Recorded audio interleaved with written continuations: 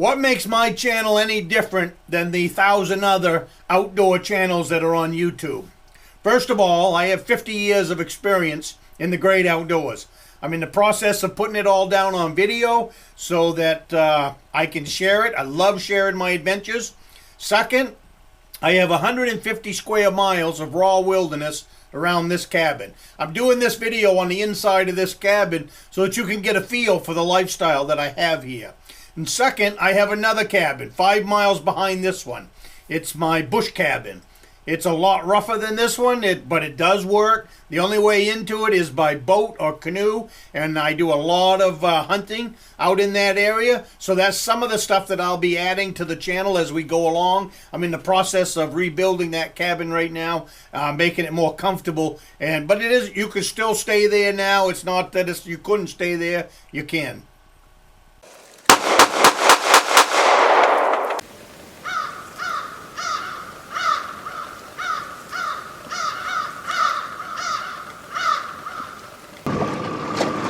Good morning, my name is Tom. I come to you from Northern Maine. Get yourself a cup of coffee. Get in the boat. It's an empty boat. There's a seat up there empty, waiting for your hiney to be sitting in it.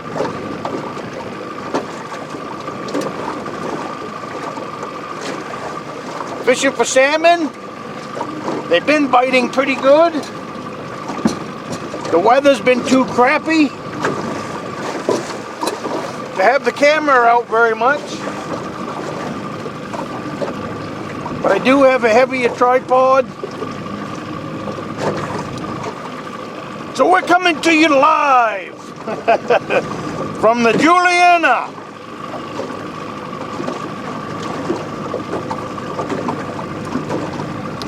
I'm fishing with a frozen smelt, about 2.5, 3 inches long, 6 feet down on the downrigger, and then I've got a repeller buried on the very top. Water's still cold. Fiddlehead season's gone by. They're nice and tall now. But if you caught last night's video, I went out and picked a whole mess of dandelion flowers and a whole bunch of the greens. Strawberries blossomed all over the place. So I picked a couple handful of strawberry blossoms. Put all that in a salad bowl and made a salad.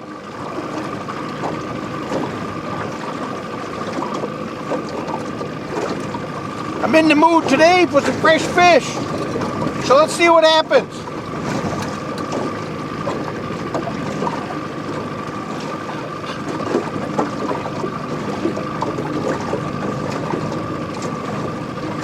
Very early. They're saying rain later. I'm kind of hoping it does. I do a lot better fishing in the rain. It'll be cold and chilly.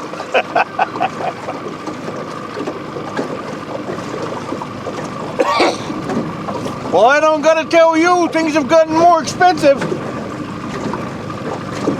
I filled up 2 5-gallon cans of gas day before yesterday for this boat. $50.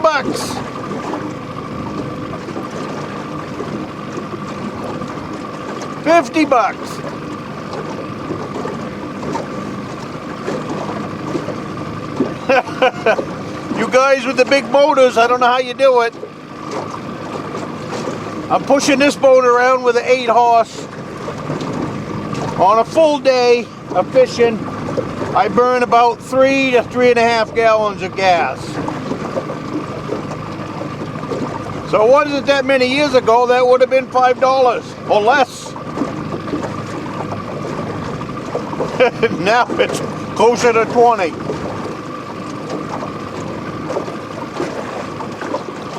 Front of the boat's full. I've got 10 eel pots to put out later today. Got all the bait, got the buckets, everything ready to go, so I'll drop them out later today once I catch supper with any luck.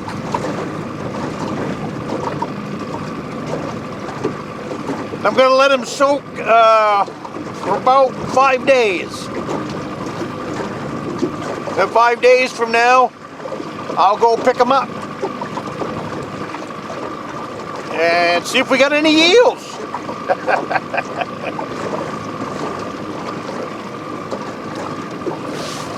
I think the better eel fishing will be later on, like June,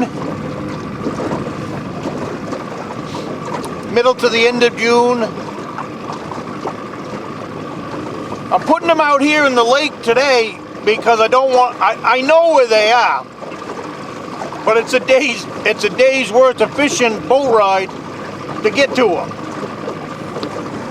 It's not that it's a long ways, it's just it'll tie up the better part of a day of fishing to get up there to put them out. It's up in the bog, up in the stream that's behind the cabin. It's about, I can cover easily 5 miles of stream with this boat. And there's a lot of eels up there. But like I said, you know, by the time I get myself up in there, the morning's all gone. It'll take me a couple of hours or more to get the traps out. More because I bring you guys along, so everything takes more time. But anyways, so I'm going to save that till after salmon fishing. And then after salmon fishing, then I can take a whole day and run up in there. I've got a small log cabin back in there, 5 miles. I need to go in and check on that anyways. If you guys look back in my videos, you'll see it. It's all fallen down, but it's got a good roof. It's probably, I don't know, 16 by 16. Got a good roof. If I'm going back in there to spend any time, I have a portable wood stove that I throw in the boat, drag that in. There's a chimney in there, so I slide the chimney pipe up the chimney hole, and I've got a wood stove. Dirt floor. Small table I put in. There's nothing fancy there at all. It's a place to get in out of the weather.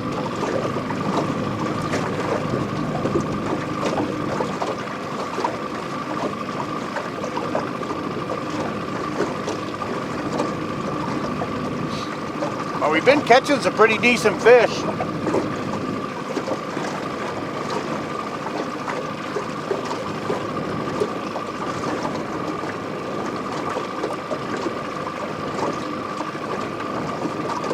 So it'll be a long day today.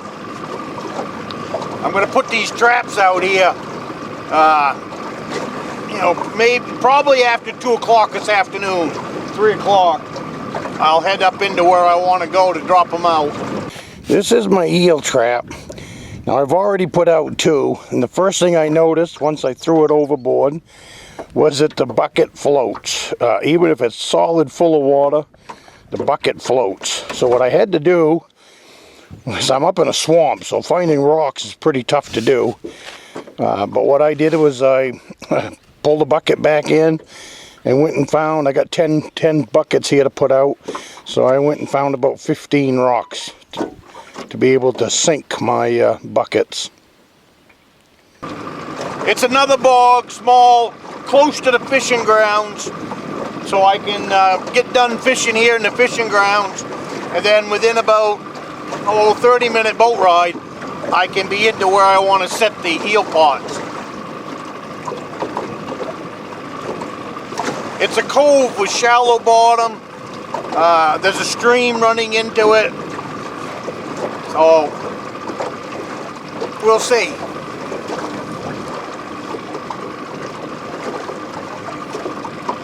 This time of year I need to keep the traps out of the way of the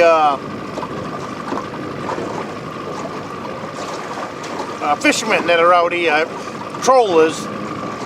You know, I hate it when there's debris in the water when I'm out fishing. And my buoys and buoy lines are kind of a nuisance for trollers. And this lake is big enough that I can find, and I know it well enough.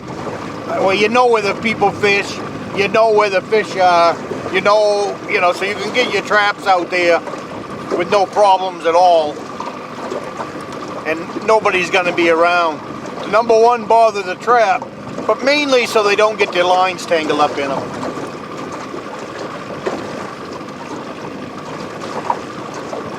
Well, have a coffee.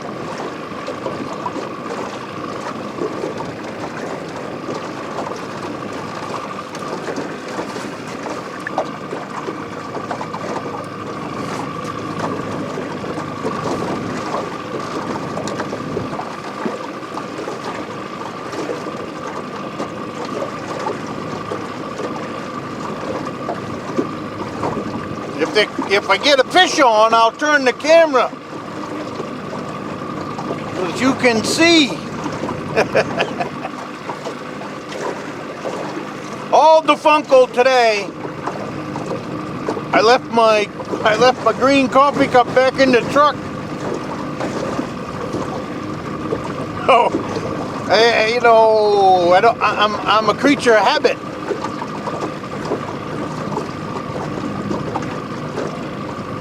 I got the old motor on today, trying to run the cobwebs out of it. Hasn't been running in a couple of years. So I got it on the back of the boat.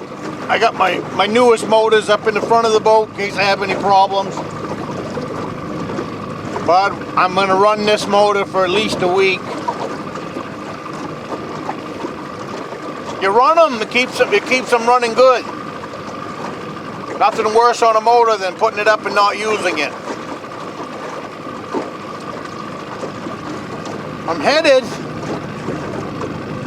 down the lake to a deep hole, roughly about 100 feet.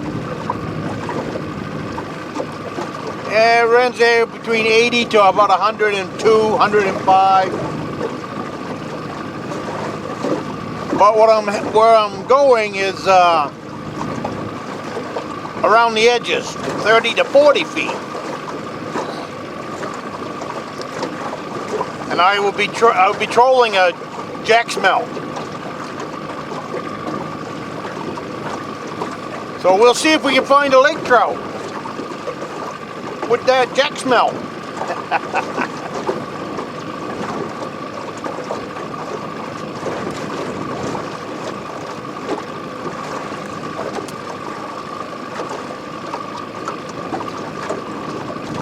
I just made a hard left with the boat.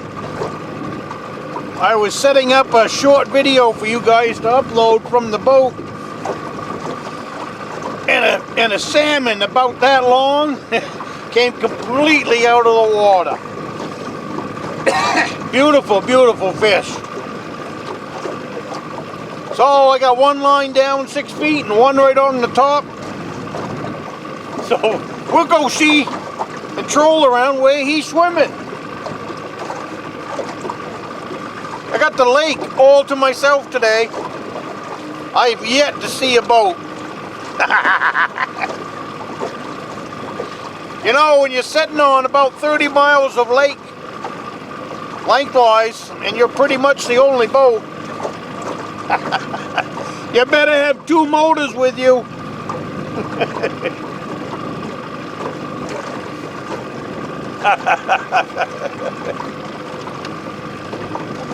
I left a half a thermos of coffee back at the truck. This old boy's in trouble. You know, I'm going to be out here till 8, 9 o'clock tonight. I do have a way to make more coffee and tea, stuff like that. I've got a dinner box up here. I might have to pull over Might have to pull over and make another pot of coffee.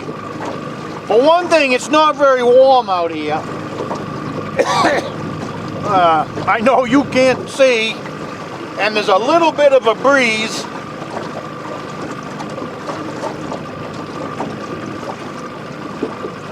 I probably should put a jacket on, is what I probably should do.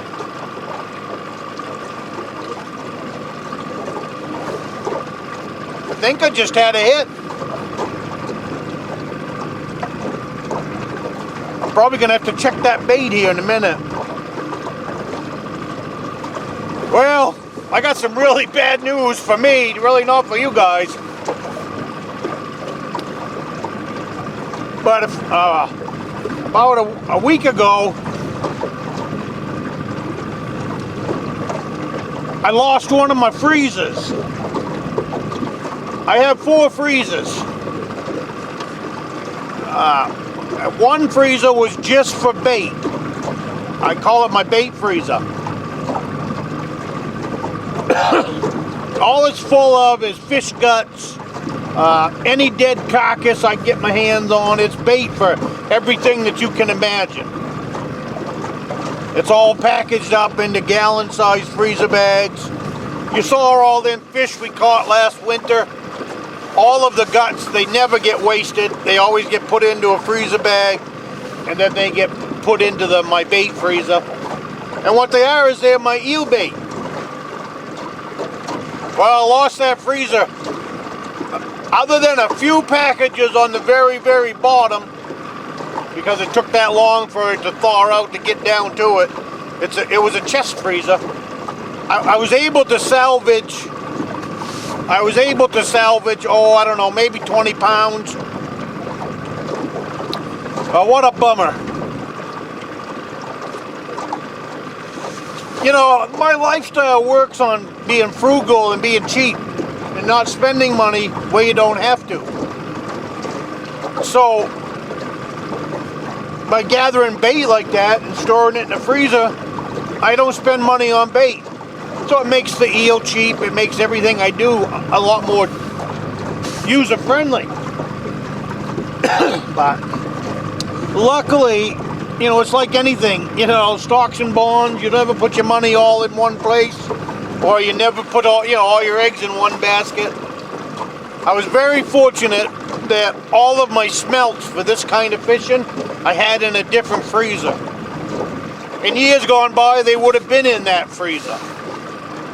But I was in the actually the freezer got full, so it was, you know, the way I was packaging them up, I wanted to really treat them, you know, good as gold, you know. So luckily that stuff was in a different freezer. Now it's not like I'm not completely out of bait. It's just what I'm gonna do now is in a couple of the other freezers I have white perch from last summer, all packaged up and ready for the frying pan, or all ready for fish nuggets, stuff like that. So I probably have another 20-30 pounds of that white perch in another freezer. So that's going to tide me over until next month. And what that means is in June I can go to where I was telling me, there's a different video earlier today. But in June I can go up into the stream behind my cabin, and up there in that stream is where I fish for chubs, and they can be a foot long. So I'll go up in there, I'll throw an anchor out and just fish on bottom for them, and you can fill a cooler in an afternoon. So what that means is I'll be filling those eel traps with fresh chubs. So that's the story for this week, is I lost my bait freezer. Bummer, bummer, bummer. Well, I just checked my smelt and I did get a hit. I lost my bait. So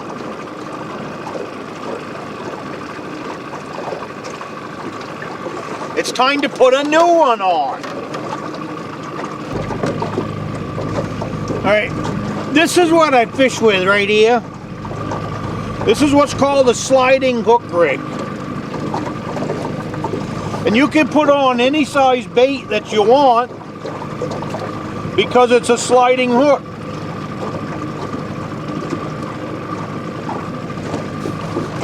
When I fish for the Lakers later today, this is what I'm fishing with right now. When I fish for the Lakers later today,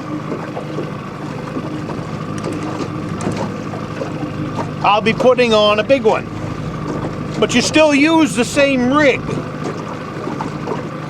So all you do is you take that front hook,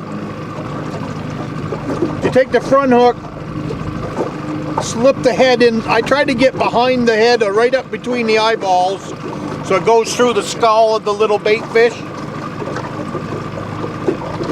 Then you just hook it in the back. Now I didn't design this. I was taught to it by another fisherman. Better than me. My father taught me that many years ago. Slickest thing that I ever learned about fishing with bait, let me tell you. So now you run that back behind the boat. I don't go back a long ways because it's on a downrigger. And even with my line that's on the top, you only want to be back there about 35, no more than 50 feet. I get a lot of fish at 35 to 40 feet behind the boat.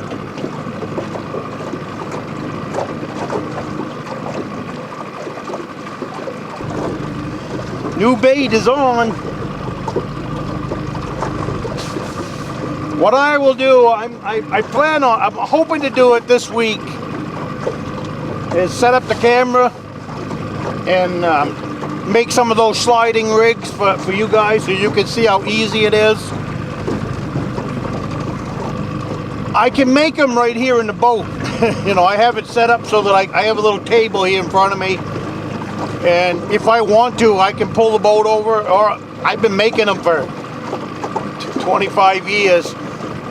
I generally just make them up as we're trolling. And I keep 10 or 12 in my tackle box. I do have some with some pretty big hooks. It's a treble hook. But what I use for a leader is just straight fishing line. 20-pound test. And that's it. So by having a box of triple hooks in my tackle box, having some 20-pound fishing line, which you need for absolutely everything. You know, if you've got a rod that you need to change the line out on, I fish with 20-pound test. And all of my leaders for everything is 20-pound test, especially for trolling.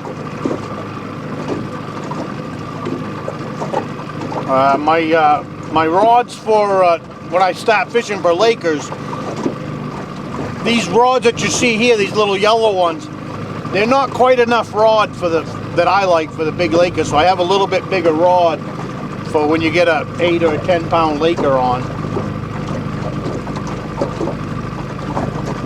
It just handles the fish a little better. But those rods I have braided line, like you'd fish for ice fishing line. And then I run about a 6 foot, 8 foot leader, length of the fish pole. I do that because I don't like the swivel to go down through the top eye, and they're pretty good sized swivels anyways. I want them to just stop at the top of the pole. Makes it that much easier. Well, I'm gonna check. I just sent out 2 shorts. One I did a little while ago and already had 600 views or something like that. 531. That was 20 minutes ago. So I just sent you out another one of my eel pots. So I'm gonna look and see how that one did.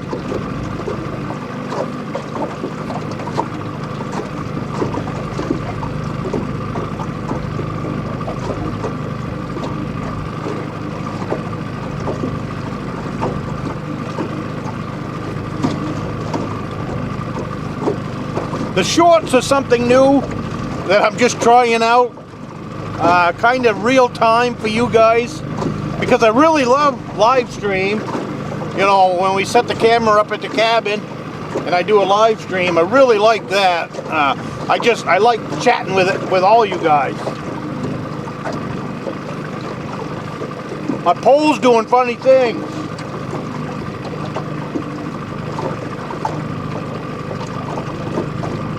You know, I spend time talking to you guys, sometimes not paying attention to business. Let's check that last short. Oh, you guys only been in, but it's only been up 16 minutes. 8 people. The last one's up to 642. You guys are killing that last one. So we'll see what happens. Just trying to share my day with all of you.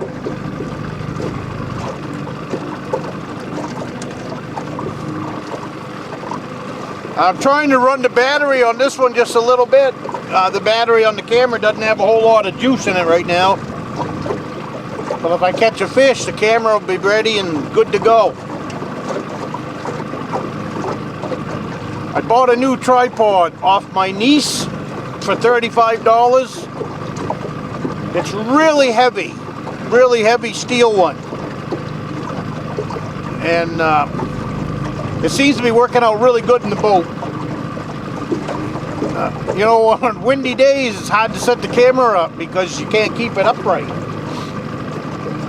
So this tripod is a lot heavier. It's really bulky. I wouldn't want to lug it anywhere.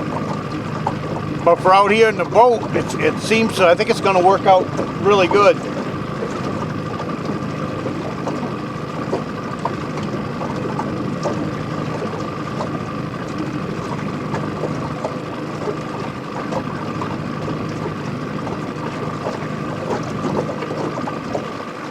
The old outboard's purring. It hasn't been running at least 2 years. Maybe more.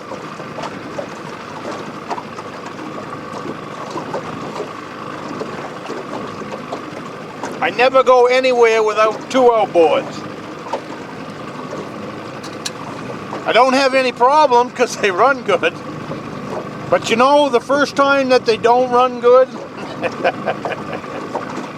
and you're a long ways from home, well, that's going to really suck out here.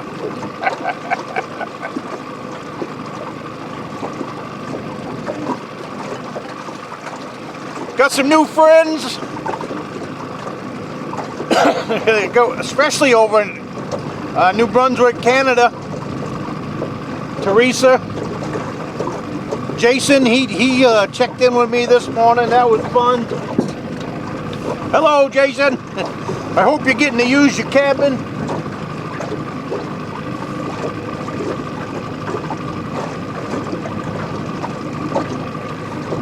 I know some other people. Oh yeah, Aaron from. Oh shoot, sorry.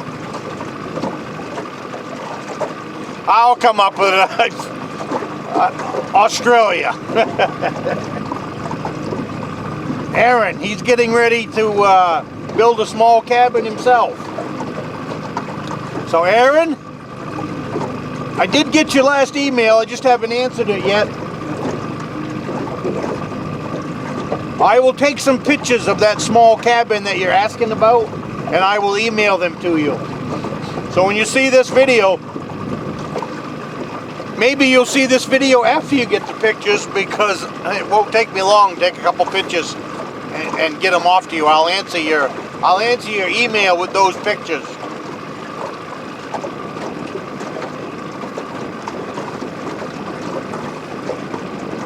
Well, I'm at a dilemma now. I can go left or I can go right. If I go left, that's where the Laker hole is. But if I go right, there's an island that's always very good to me for salmon. And I also pick up Lakers between here and there. So,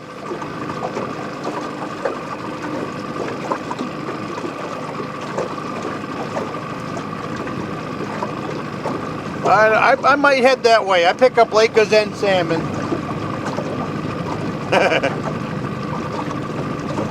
It all doesn't matter. It's just a good day in the boat. We're getting back to the little bigger rod than these ones. It's not necessarily the rod as much as the reel. The reel holds a lot more line. See, right now, these are my top water ones. And you can see there's not a whole lot of line on there.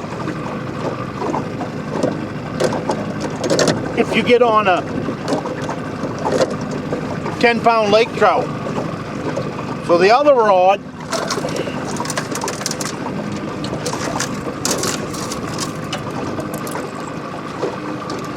see the difference? You can see the hooks.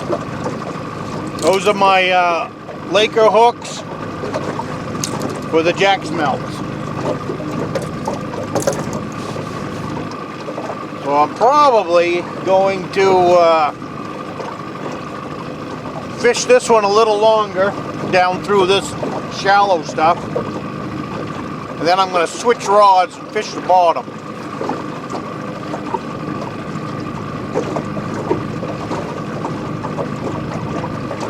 Alright, I just moved the downrigger down to 15 feet. Actually, sorry, 13 feet. In the winter time when you're ice fishing, and today is sunny, sometimes if you go down to 13 to 15 feet, you hit a layer that the salmon are more comfortable in. Just a little tidbit. Just a little tidbit. I don't know if this video will do any good or not. Yeah, never know what you guys like to see. But I thought maybe you'd like to come along for a boat ride. Get your coffee, have a boat ride, enjoy the day.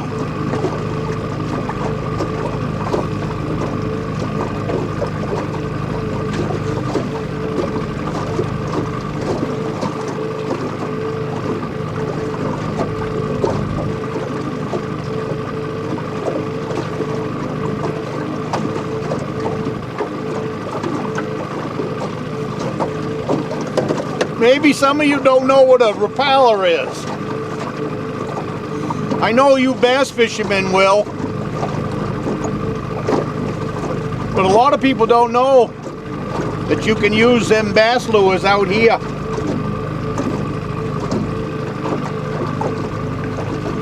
That's a rapaller. Little smelt.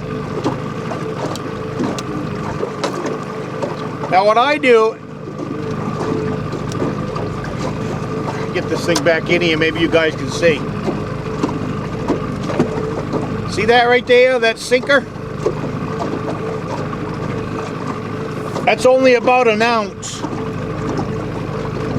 But what that does is it allows that rapaller behind the boat to run roughly about 2 feet below the surface. And I've had a lot of good luck doing that.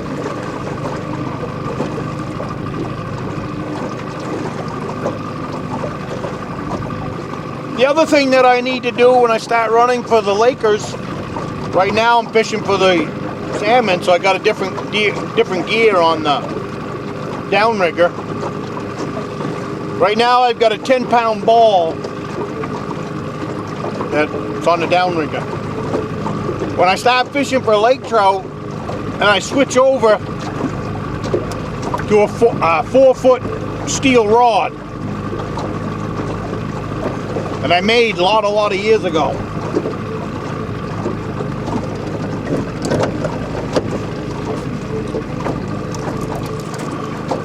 So there's just a couple things to do different, that's all.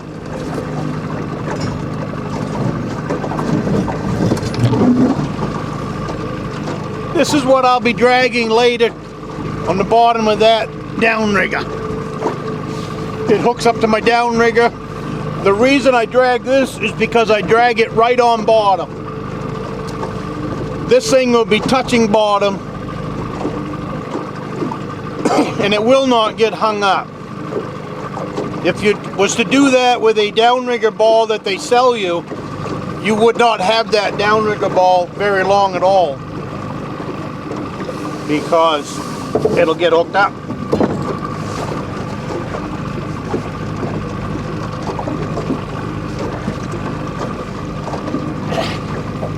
And that's how you do it. Or at least that's how I do it.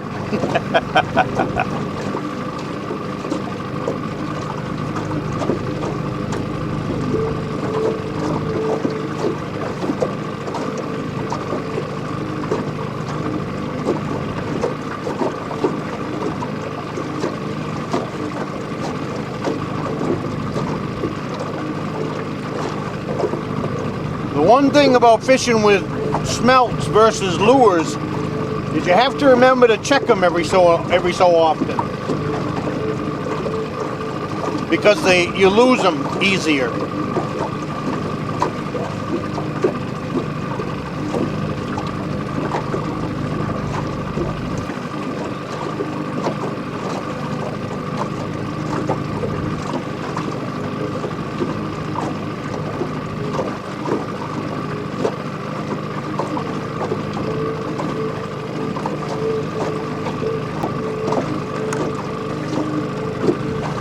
Well, you guys have a great day.